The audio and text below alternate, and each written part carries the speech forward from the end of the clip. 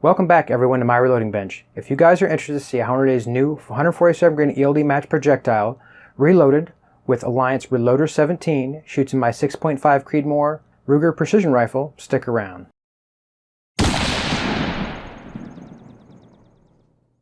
Welcome back everyone. Today we are going to go over the Hornady's 147gr ELD match, part number 26333, with a G1 ballistic coefficient of 0.697 and a G7 ballistic coefficient of 0.351.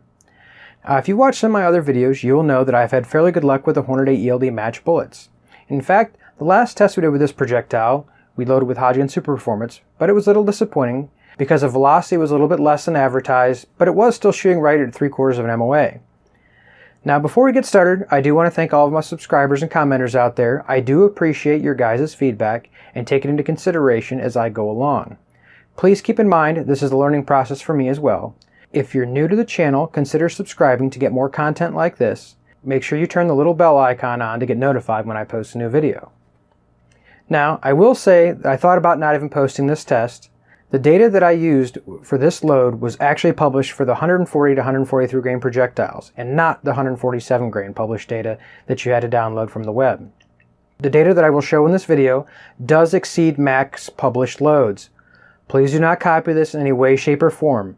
Your decision to use any of it should be done at your own risk with very special care to be looking for pressure signs as the charge increases. When these are being shot in my rifle, as I always do, not just these, I look at every single case as I increase the charge to make sure that the load is not demonstrating any unsafe pressure signs in the brass. Please do the same if you utilize any of this information.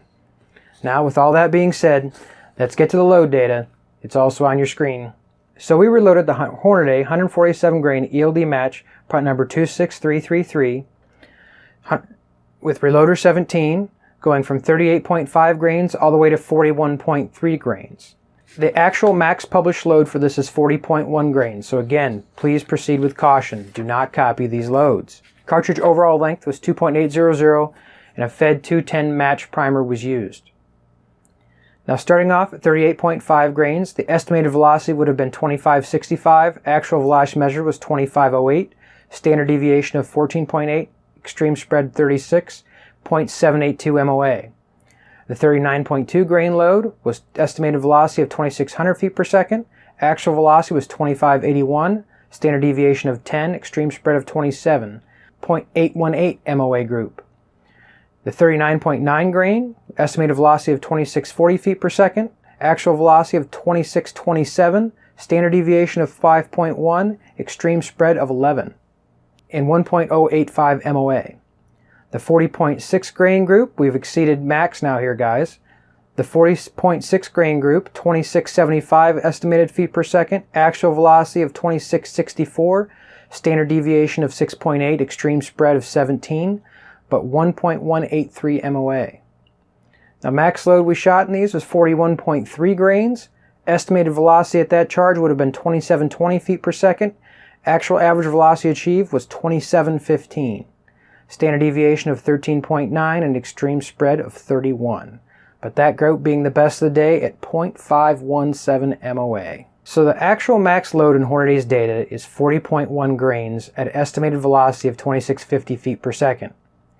I haven't really decided what I'm going to do. The pressure signs do not really make me nervous. The primers are just slightly flatter than a lot of the loads that I've tested in the past. However, the primers are very similar to loads that I shot in the 10-shot shootout video that I did with the 41.3 grains of H4350 with the 140 grain match projectile. I was very encouraged to see this half MOA group at max velocity that we tested as well. But with the match projectiles, I guess we shouldn't be too surprised, right? I'm sure I'm going to make some of my viewers upset, as I have been discouraged from shooting max load, while others keep encouraging me to exceed match loads until I see some pressure signs. Well guys, the range report is what it is today. Tell me what you guys think in the comments below.